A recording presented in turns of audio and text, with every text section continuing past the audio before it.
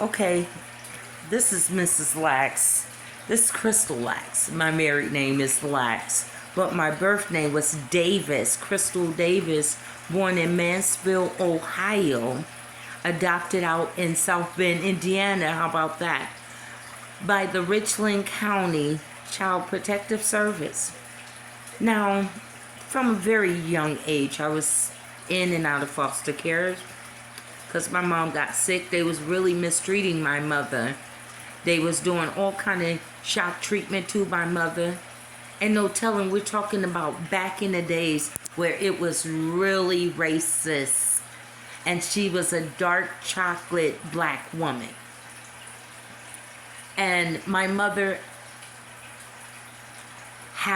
she still do. She has so many God-given gifts and talent. Playing instruments and singing, almost made it. She was almost right there at Motown until some jealous person drugged her out, basically tried to mess her up for life, right? And so she just got sick. We're talking about a mom that went from used to sit down and play the piano with me, used to sing with me. I have a little something. I don't sing like my mother, but I sing a little something. And so she used to play the piano. She used to teach me how to read the Bible. My favorite Bible scripture was Jesus walking on the water. She had us praying before we went to bed. And in her sick mode, she had us also doing some things that she no otherwise would do in her sick moments. My mother has schizophrenia, right? So when she would go in these phases and stages, she wasn't our mom, And then the hospital, I believe that they was doing all kind of tests on her. You know what I'm saying?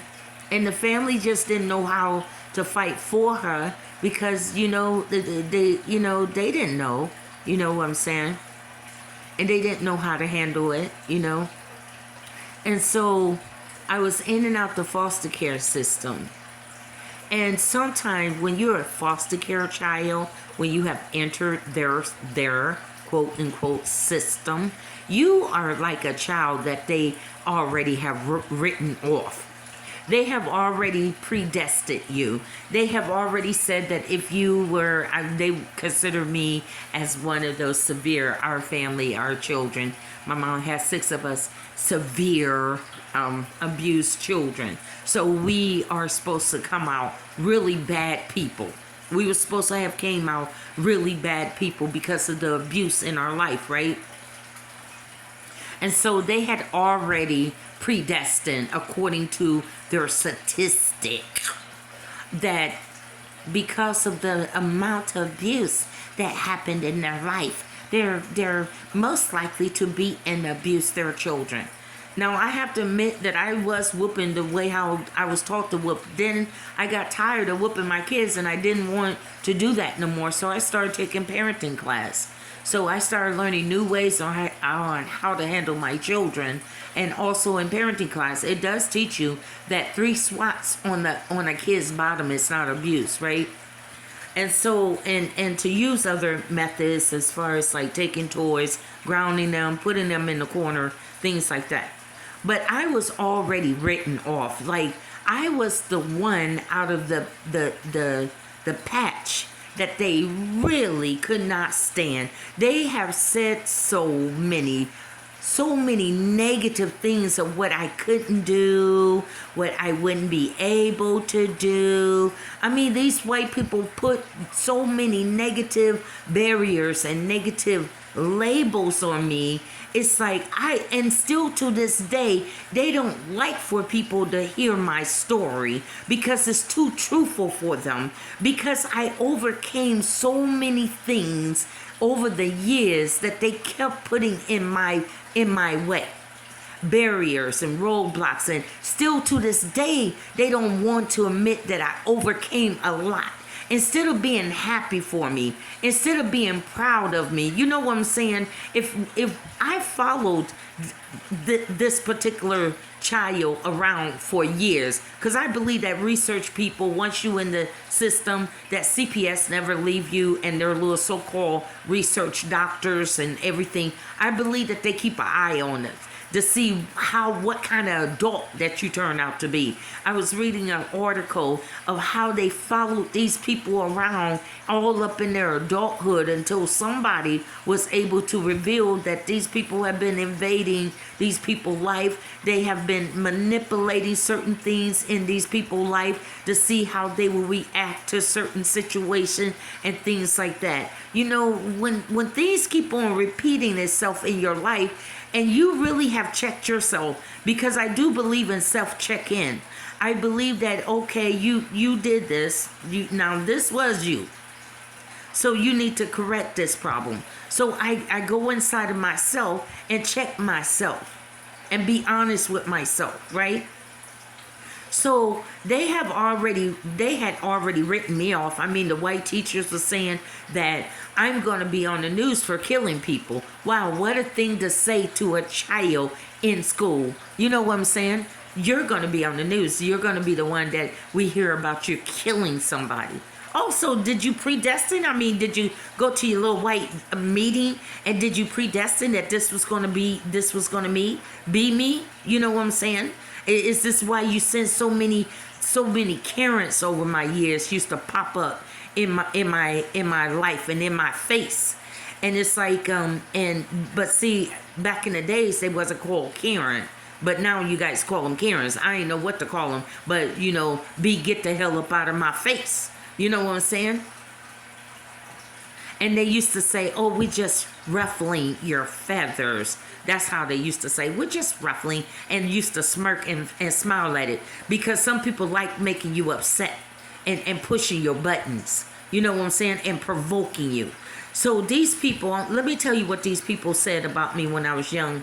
When I was young, I used to be very bow-legged and pigeon-toed. So I had to wear a brace, even from a baby. Trust me, I had complication. And I was born with dwarfism, small hands. Everything else grew normal except my small hands. And 2 of my kids have the small hands. Now, they said that because of the small hands, I would never be able to have children because of the dwarfism. I had 4 of them. Actually, I had 6 altogether. 2 of them passed on, right? Okay. They said that I will never be able to use my hands to grab glasses and to be able to do things around the house. So that was basically, I would just be a person with hands and not being able to use them, according to their statistic, according to what they said about me. They said it's something about that label and stickering you and put a sticky note on you and call it a day. You understand? So they said that I will never be able to reach for things.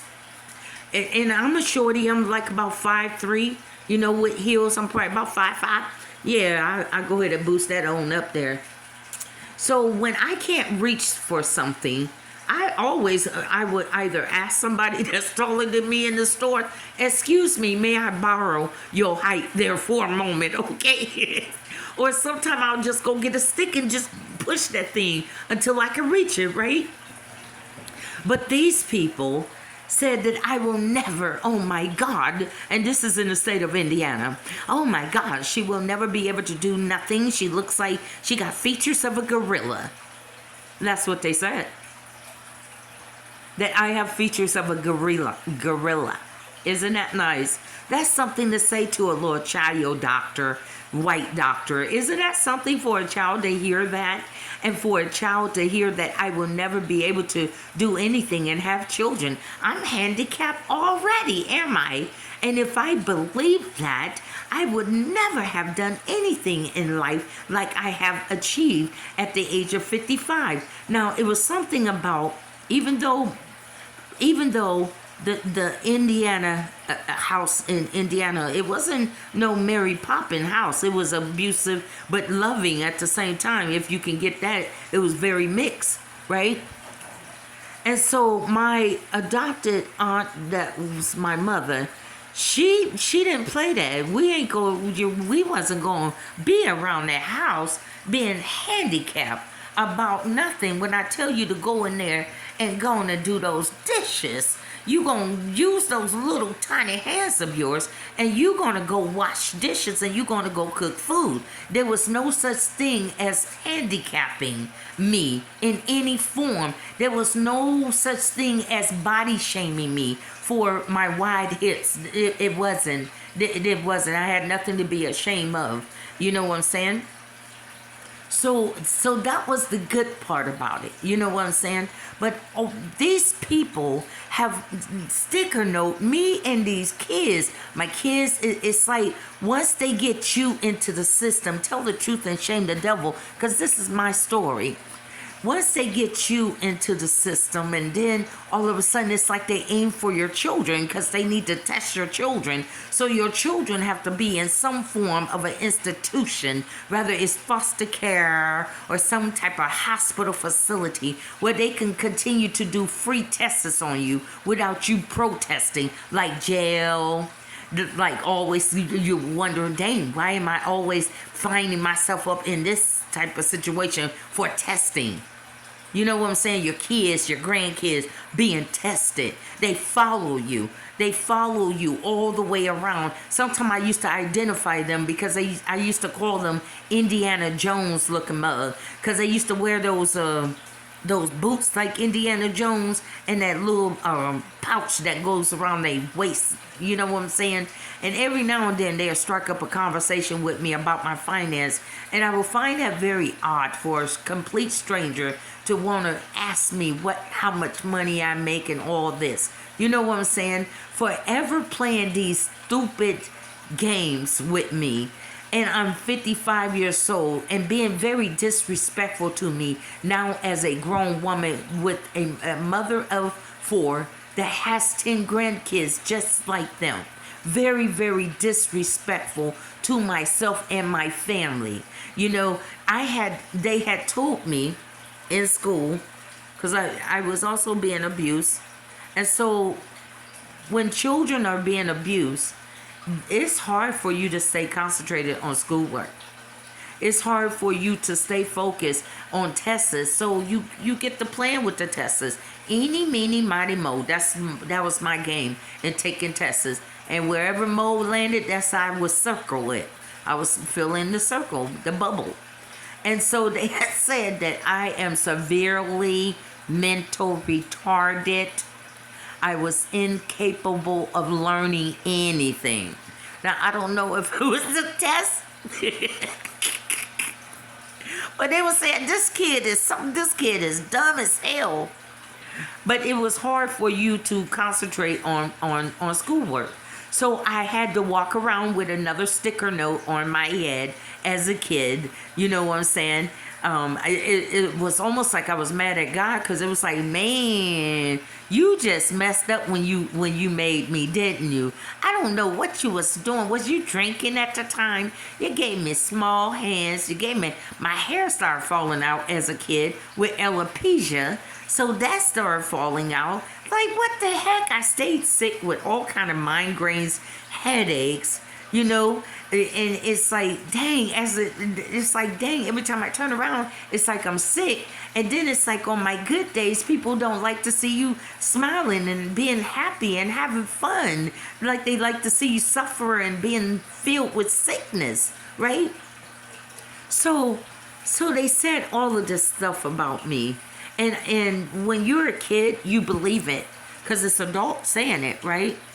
So you're believing this. And so, but I'm angry at the same time because I'm hearing everybody around me, it's all negative speaking about me. Just think you're a kid. And all you hearing is nothing good. I used to hear them say, oh, she's going to be the doctor. She's going to finish high school. You're going to be the one to drop out and have a house full of kids and be on welfare. Why you say that to me? It's almost like prophesying all my life that it was meant to be bad. You know, like at the age of 7, when my mother started losing everything, like that wasn't bad enough for me. We had to fend for food. I had to take care of my younger brothers and sisters, because I was the oldest. And when my mother would go in spells, I had to be the one to take over the role of my younger brothers and sisters. And I was left out of school because I had to stay at home to take care of my brothers and sisters. That's why I love learning, even if I don't know how to read that well, even if I don't know how to pronounce words that well. I still like to learn, right? And I really am a certificate whore. Whore. I am. So therefore, so they put all of this stigma and labeling me as a black child, as a young black girl, and this is what they was expecting me to turn out, right? So for one thing, I think what really turned my life around, after I finished high school, I did graduate for high school, but my reading level was very low. So what turned me around is that I accepted Jesus as my Lord and personal Savior December 4th, 1989. I started getting really into the Bible, and the stories in the Bible started interesting me.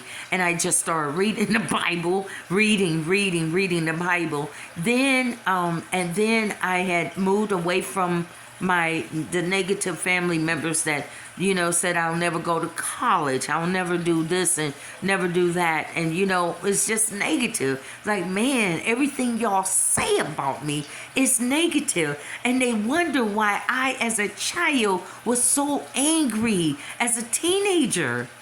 You everywhere you turn, you got kids at school laughing and making fun of you, calling you ugly, talking about your body size. Then you go home, and then you're being abused, you're being touched sexually by this overgrown, big belly, pop belly, Rick Ross looking mug. You know what I'm saying? And this is not something that you want. This is something that all the adults around you, it's like negative, right? And then you have this yearning. I want my mom, I want my brothers and sisters. So you still, in spite of what happened, whatever your mom, when she was in those phases, how she used to whoop you and beat you, basically beat. I thought that those was demons trying to kill me. But at the end of the day, it's like, it's always been negative with me. No one ever wanted to see me succeed. Do you know how that feels? As a child, no, I wanted to be a singer. I wanted to help people. They used to say, well, what do you want to do when you grow up? You know, the typical question that they ask us. And I said, I want to help people and I want to sing, right? So, and I told her that I wanted to model. She told me that I was too ugly to model, right? They used to call me ugly. They used to tell me I was too ugly to model, to stay a step ahead of them. Don't walk, no, to stay in back of, don't walk with them, because they was light-skinned and I'm more darker with short hair. I'm looking like the ugly duckling that stands totally out from the family, if you will. And so I was discouraged of even trying to be a model. I was discouraged of even trying to be a singer at a young age. You know what I'm saying? Nobody came, even if I tried out for audition to sing, nobody came to support me. I never had positive support, positive reinforcement, just positive. You know what I'm saying? Even when I finally got my high school diploma, I do admit that my mother, she came, my sister came, and I had my first son, Anthony, before I graduated, right? So I only had 2 people there at my graduation, and I got a big family. And it's like, I don't know, I feel like crying, but I'm much bigger than that. But I feel like I probably could have went so far if I had that positive family backing me. You know what I'm saying? And could know this is real. So and even if I drop a tear now and then, that doesn't break me. It just makes me stronger. So I graduated. I didn't even think I was going to do that myself, but I did. I made it through. And it's more to the story, but I'm not going to get into the long version. And I got my high school diploma. My principal Mr. Kaiser, he at Washington High School in South Bend, Indiana. He called out my name and he rubbed his hands over his forehead and did a whoo because she finally made it, right? So he was happy for me that I graduated. And so I got my high school diploma. So they said I'll never finish school. So I accomplished that goal. I did it, right? And then at the age of 18, I was a homeowner. At the age of 18, I had a trust fund. And instead of wasting my money and blowing my money, I went and invested, because that was another goal, that I wanted to become a real estate owner, where I wanted more than one house. You know, I just happened to get a house where the plumbing was going to cost me over $10,000, and I started having babies, got married. I didn't have that type of money to fix that particular house, so I sold that one, right? So I became a homeowner at the age of 18, got my high school diploma. I moved away from my family. The first move was in Michigan. Then I decided that after my divorce, I'm moving away. I'm moving to California. I had always wanted to see California. I have always wanted to be up under the palm trees. You know what I'm saying? Beautiful. And I never wanted to just be stuck in a small town, because I used to see some of my family and they would die off in this small town, and they will always have this dream from afar in their mind that I want to go to California, or I want to see New York, or I want to see this, and they never made that move. Not even for 2 days of a weekend trip. Some people do this to themselves. They never make a move. They forever dreaming in their mind, but they will never, just for 2 days. This is what Miss Lax is telling you. Just do it for 1 to 2 days for yourself. Don't talk about it and keep talking about it, because you may not be here tomorrow to talk about it tomorrow. Set aside, that job is going to be waiting on you, and those bills is going to be waiting on you too. Trust and believe that. So you deserve to at least have 2 days of a weekend trip to Palm Springs. Some people never see how beautiful and the weather is about this time of night. It's gorgeous in Palm Springs. Just gorgeous. I tell you, gorgeous. Okay? There's some places in California that people have lived here their whole life and never seen all of California. They just been tied up in mess, bull crap, catty, and pettiness. You spend so much time complaining here in California. Honey, if you grew up where I grew up, where there's snow that gets all the way to the winter, you would thank God for some of your weather that you get here. You understand? Some of the beauty that you have here. Sometimes people never stop and smell the roses. Sometimes people never just stop. Just stop for a minute of your life. You've been working for employees that's not going to care about you. I used to work, they told me that I couldn't learn. Okay, all right, I became a CNA, a certified nurse assistant. That means that you have to pass state tests in order to get your certification, because people's lives is in your hand. Well, I became one of the best CNA on the floor that Mary Lou Burgess and the DON, the director of nurses, used to come to my mom because she told me I didn't have the patience to become that. And I did. And I became one of the best on the floors, right? And I did that for 21 years. And I was only making $3.35 an hour in Indiana when I got started. That was it. And then it went up to $5.25. Then it went up to $7.25. Then I finally got hooked up to Norrell Services. That was a healthcare staffing services. And then Kelly Healthcare Services. And then I started making about 8 to 9. It still wasn't much.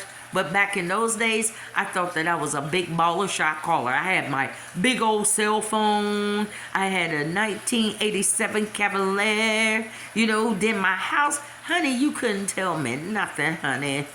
You know, like some of the young people, you think you're a big baller shot caller. You know, I was too, honey. On my $3.35 an hour, honey. I would do double shifts. I would just work, right?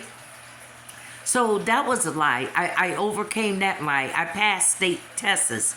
So then, but this thing of me being incapable of learning, right?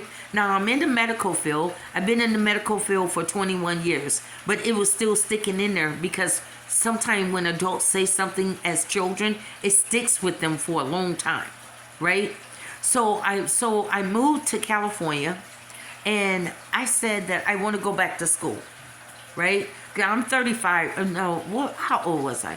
I was hitting 30 or something, up in 30s. And so I was like, man, I'm too old, okay? I had to listen to Les Brown. What kept me going all these years for myself once I got away from the negative talking people? Because I learned that in counseling. You have to get away from negative people that constantly put you down, that's constantly dogging you every day. You don't need to have that in your head every day. Because that's like a form of brainwashing you for you to hear it every day. And if you buy into the brainwashing, you will receive what they're talking about you. You will actually start to believe that you are nobody. You will start to believe that you're ugly. That you will start to believe every negative words that they tell you. That's why you have to separate yourself. So in counseling, I learned that you got to separate yourself from toxic people. And it's amazing how for some reason these toxic people keep trying to come around me. And I don't believe in negative speaking, and I never believe in putting people down. I that's something that I don't engage in. I was taught by my mother in the nursing home, don't do the he say and the she say mess. Don't get into gossiping. Don't get into none of that. She said that you just go to work, go in the break room, go get what you need, and come on up out of the break room. And I've been that way my whole life. Some people think that you stuck up and that you better. It's like, no, I really don't have time. I got 4 kids that I have to take care of now as a single mother. And I don't have time for gossiping. I have to keep my eyes on my kids. What another woman is doing, I don't have time for that. You know what I'm saying? Oh, what she do? She think that she better? No, it's not a matter of being better. I'm looking at these kids. When I don't have no money, they're hungry, and I'm the only provider in the household. So I don't think that that's me thinking I'm better. I think I'm being an adult and mature, even at that age, to focus on my kids instead of sitting around on the porch in the project with a 40 in my hands and gossiping about everybody that's going out to go to work or school. And you just sitting on the porch. Okay? So I came to American River College, Sacramento, and I signed up because at first I thought I was going to go on in the medical field for phlebotomist, then I tried medical assistant, and I was like, I'm not feeling the medical field no more. I'm not. So I said, I'm going to try something higher because they told me I was incapable of learning. That incapable kept on sticking in my head. So I said, well, what do you want to enroll in? I said, I want psychology. And at first I thought that I was going to get a PhD in psychology. Then I seen how long you have to go to get that. And I was like, oh, Lord, I don't want to. I can't do long-term schooling. I really can't. So I signed up for psychology. I said psychology is a very challenging course, and it's a very high course to take. So I enrolled in psychology, and I did a couple semesters, and then basically I went into something else. But I got a 4.0. And I learned that when your mind and American River College at that time, I don't know how they are right now, but they are excellent. American River College and the staff there are excellent people. When I attended, right? Excellent. They had tuition fees for me, single parent program for me. Like I had so many resources and tools that was available. And even if I had a slight learning disability, because I used to have a very strong speech impediment, and they used to put me in speech classes, and then I had to learn how to do some speaking on my own, right? Just self-taught, right? So if I don't know how to pronounce a word, I will find an alternative. You see what I'm saying? You could call it ghetto country. I just call it that I'm trying to get my message or my words clear to you as much as the best way I can, right? So I took psychology, got that 4.0. I'm proud of myself. You know, I'm looking at my grades and I'm proud of myself because it's like, they said that I was incapable of doing it. And they will never admit that I overcame that. I overcame those words. They will never come to me and say that we underestimated you. They will never come to me and say we are so proud of you because we didn't really think that you was going to be the child to make it through, right? They will never do that. They forever trying to do anything to make me look handicapped, make my children, especially my youngest one, try to always make Dominique look like she's some kind of child, some kind of 16-year-old. It is so degrading for her to be 33 years old, try to act like she can't talk for herself, try to act like she's so handicapped. But this is the same young woman that sit up there when she got an interest in something, she will work it, and her interest is money and business. She been doing this business thing ever since she was a little girl. She used to come in. I used to say, y'all can't have no ice cream because it was like every day, ice cream. So it was like, no, y'all not getting no ice cream today, right? So she decided that she wanted to get her coloring book, color some pages, and she would go, and we used to live in Carmichael Garden in Carmichael, California, right? And they used to attend Cameron Ranch. And so she would go take her little color pages and go from door to door asking, would you like to buy my color page so I could get 25 cents for ice cream? So she had already been a businesswoman. I hate that these people are trying to take this one, especially this child of mine, and try to handicap my child. I have never handicapped my children. And how dare you try to overstep me as a mother? I have never allowed my children to look at their situation or look at their shortcoming and become a handicap and a cripple to them. Never. And I got these outside people that should be minding their own damn business. You should not be invading our life like this. We have a right to live a life.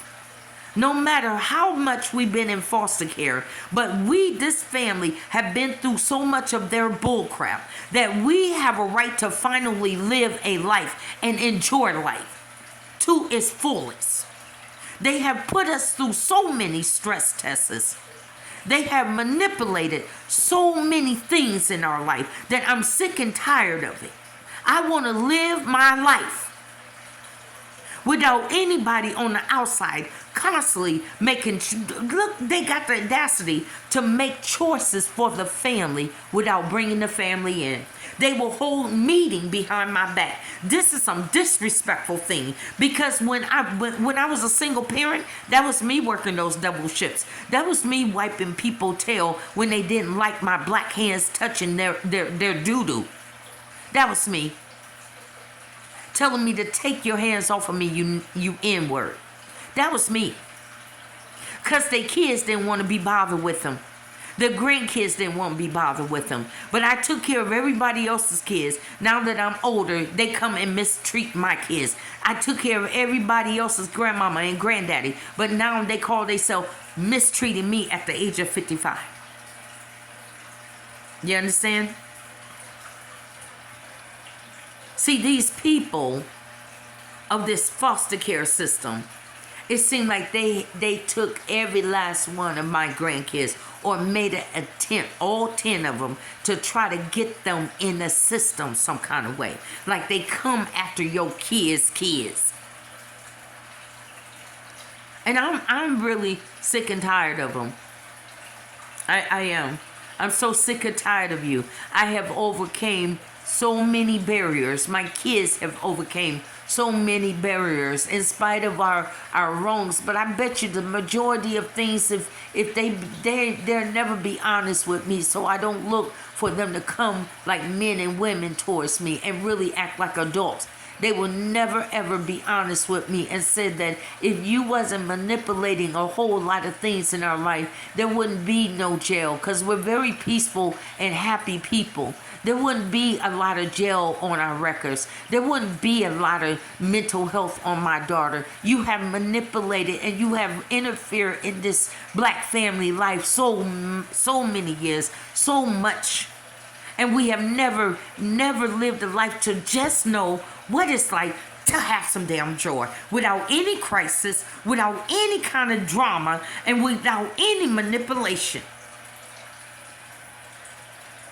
Every time when we just try to live our life, here come them interfering, creating. It's something about, like, the rich people. I believe that sometimes this coronavirus and all of these home, when we had the shortage of the homes and all of this, they had to do bailouts. I believe that sometimes the rich people that's bored and they have so much money, they ain't got nothing else to do but create problems and situations and crises.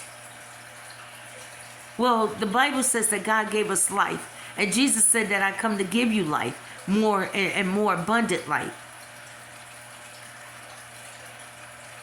At some point, I'm tired of you going behind my back and putting knives in my back. I became a paralegal.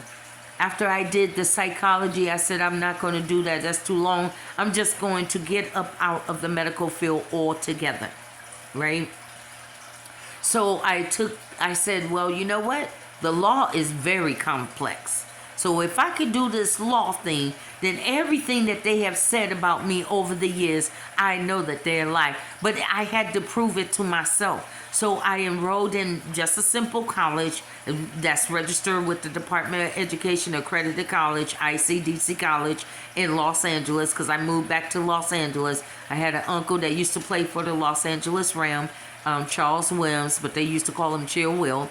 And I moved out there towards him. I enrolled in school because it was something about my family. No matter how dysfunctional we was, they believed in education. Education was very important. So I enrolled in school out there, and I was in a bad situation, and I was attending school while being homeless. No place to live, right? Yeah. And so I was attending school, and I started working at night. I started doing phone sex.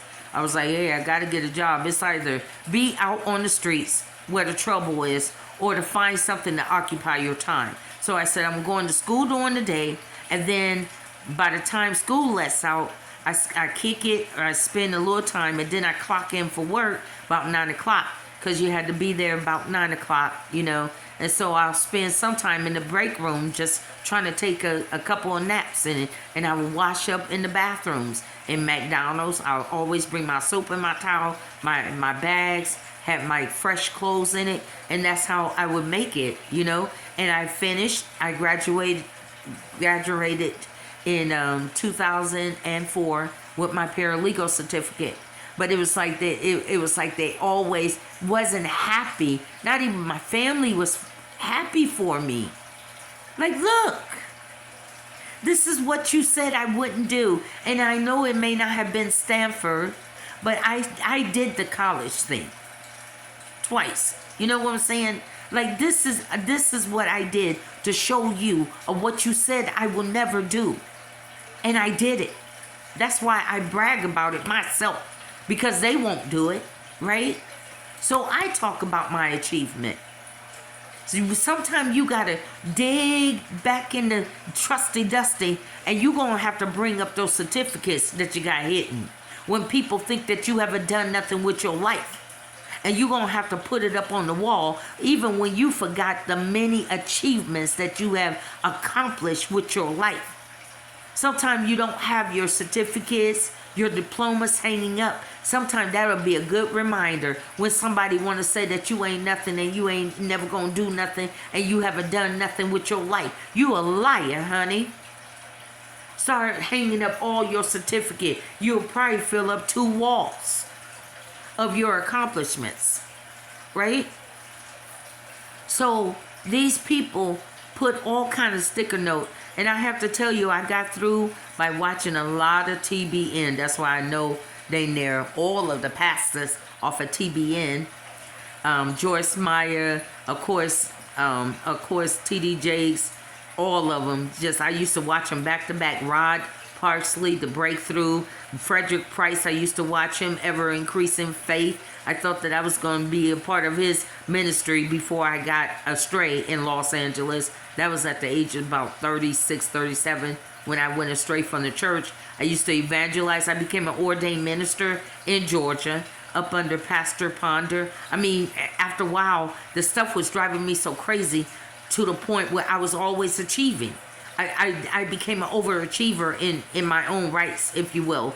I was always achieving something. I was always going for something. Even right now, if I'm not doing nothing, sometimes I take a break from my own self because it's like I'm always looking for something that I can get a quick certificate in, or as a paralegal, you got to do continue education anyway, right? So I'm forever doing something. I learned how to write a federal complaint because no attorney would help me. No white attorney would help me. So I learned how to file and write out my own federal rule complaint. It's a lot different than just any type of complaint. You have to go according to those rules. And for them to give you a court number means accomplished. Because if it wasn't written according to the way how they expect it to be written, you're not going to get no court number in no federal court. I did that on my own without any attorney supervising me. I learned some things on my own. Self-study, right? Because when you're in school, they're going to tell you to open up the book anyway and read it for yourself. So I jump ahead and I just start reading things for myself and start studying things for myself. And some people, it's like, you're smart. And it's like, I'm not really smart like you think I am. It's like, thank God for Google.com. You know what I'm saying? And I just soak up knowledge. You know what I'm saying? And the Bible now, I love the Bible. I eat the Bible up. And the Bible, I guess what makes me excel in some parts of the law is because it goes hand in hand with the Bible. Right. So like a crime is like a sin in the Bible, and sin is like a crime in the law. If you could get that. Like the law says crime, but the Bible says sin. But they both means the same. Right? And so the way how God had me, the way how I learn is in my own way to be able to comprehend. Because sometimes it's not so much somebody being dumb and stupid. They probably intake or input information a different way. Like with my youngest one, Dominique, I have to explain everything to her. And she gets it. Sometimes people don't understand her because they don't know how to take the time out to explain to her. So they think she's some kind of slow ass girl, and she's not. Some things, because of a disability, sometimes you need to explain things to people and they will understand you more better, right? My daughter knows how to count money to the T. One day I remember somebody cheated her out of 25 cents. This girl was eager and determined to go back to that store. It was like a 20-minute walk to go get that 25 cents. And I said, Dominique, okay, all right, I'll just give you 25 cents. She's sharp on money. Don't let it fool you. My daughter is sharp on money. My son Antoine, he's working towards a degree, and he wrote 2 books. He raps. Natisha, she's the middle one. Natisha, she raps with me when I'm singing a song, and she do her little rap piece. And she's a great writer. That's what I want to get her into. I want to get her into something. But sometimes when you're in a relationship with a negative person, they want to hold you down and hold you back. You know what I'm saying? But I want her to get into her writing. My daughter writes poetry like a Maya Angelou or like a Dickerson. If you're really into poems and poetry. My daughter Nitisha is it. And Anthony, before he got astray, Anthony is the computer whiz. This is a very intelligent guy. You know what I'm saying? Before the whole drug thing. This person is like, he was meant to be a computer programmer or something, because he's really good with technology once he get into it. That was his whole thing. I didn't have to buy him trucks and cars or nothing. He just loved the games and electronic. That was his thing, right? And he got the calling of a pastor on him. So, but see, when it came to me and my kids, everyone always spoke so negative about them and me. Like they was prophesying negativity over us. Like they was witchcrafting our future. Like they was witchcrafting me in my raising my children. Like they was, the whole family would join in on downing me.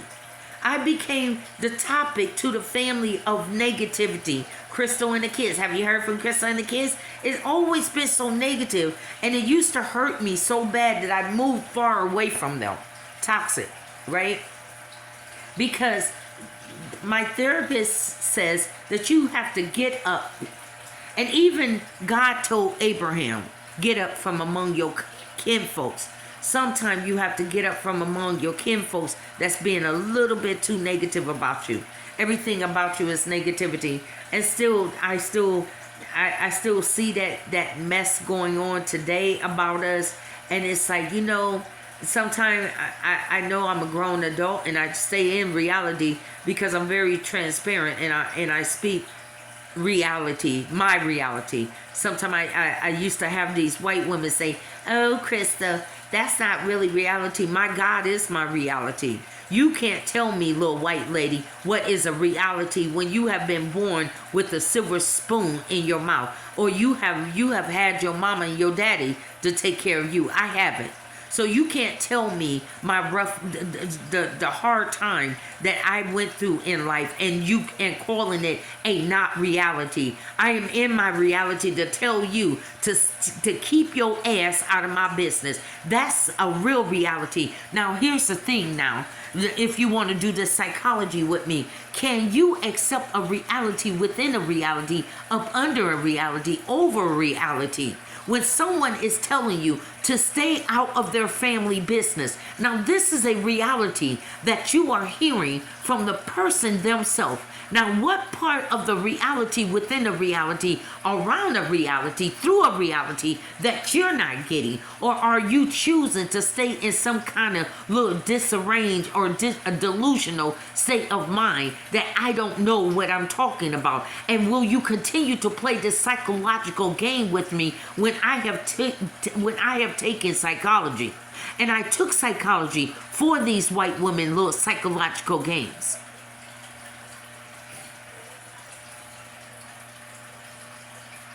Now, what part of this grown 55-year-old that you don't get? You've been trying to manipulate. It's like a spirit of Jezebel that tries to manipulate our finance. They watches our finance. I remember the girls used to work their tail off. But it seemed like they started manipulating the finance in Arizona. They would let the girls work for about, sometimes they'll let them work for about 2 weeks, and then there's always a problem at work. Those girls go to work. My girls ain't up there gossiping at work. They want to make money. But all of a sudden, it become a problem with them. One time, they let them stretch out their job to about 3 months. And then Dominique had this one lady at Brighton Garden in Scottsdale, Arizona, because she used to work a dietary aide out there. And in Scottsdale, Arizona. And her supervisor name was Susan. And Susan told her, and I wasn't thinking as a paralegal, she had told her that that's too much money for a girl like you. Now, if I would have thought as a paralegal, that statement alone could have got my daughter more money in her pocket. But I did make up for it when she started working for Embassy Suites out there in Arizona, and they was being gender discrimination. That's what she was receiving while she was pregnant, right? and the male refused to help her with these heavy trash bags. You know what I'm saying? In the kitchen.